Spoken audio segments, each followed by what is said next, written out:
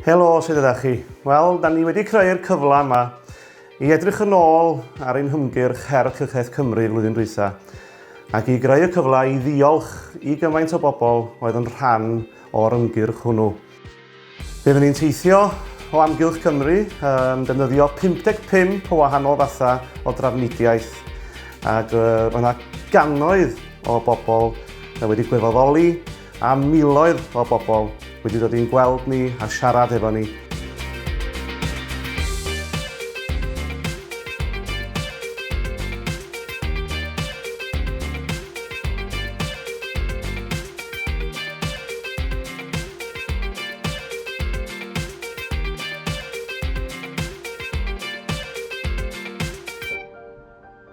Y prif nod oedd i godi ymwybyddiaeth am yr angen i drafod rhoi organa.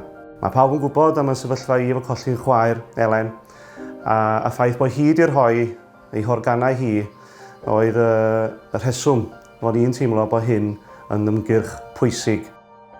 Oedden ni wedi cael y gyfraith newydd sydd wedi bod yn gymorth, ond dydy'r gyfraith newydd ddim yn ddigon ar ben ei hun. Oedd yn rhaid ysgogi y sgwrs. A rhywbeth sydd wedi codi'n nghalon ni ers yr amser da ni wedi gwneud yr her, ydy bod cannoedd ar gannoedd o bobl wedi dod ata i ddweud bod nhw wedi cael y drafodaeth a bod hwnnw wedi bod yn brofiad positif.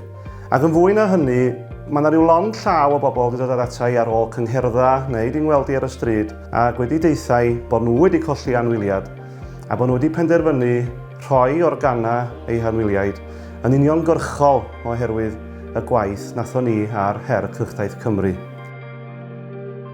Mae yna gymaint o bobl i ddiolch iddyn nhw wrth gwrs. Betsi Cadwaladr, y Bwrdd Iechyd Caerdydd ar Fro a'r Llywodraeth a gyfrannodd arian sylweddol at yr ymgyrch.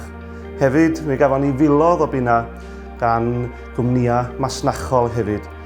A mi gafon ni gymaint o roddion ar hyd y daith sydd wedi mynd i Cronfa Elen. Prif bwrpas Cronfa Elen yn ystod y daith wrth gwrs oedd codi ymwybyddiaeth. A fydda i ddeud â llaw ar ynghalon bod yr arian yna wedi mynd i le da ac wedi bod yn llwyddiannus. Felly da ni wedi cyhoeddi adroddiad a mae croeso i chi fynd i edrych ar hwnnw ar yn gwefan ni. Gai orffan drwy ddiolch i bawb a gymerodd rhan yn yr her a fuodd o gymorth i'r Her Cylchdaith Cymru ac hefyd wrth gwrs i Gronfa Elen sydd yn parhau a mae yna nifer o bethau i godi arian tuag ato. Felly diolch yn fawr iawn i chi.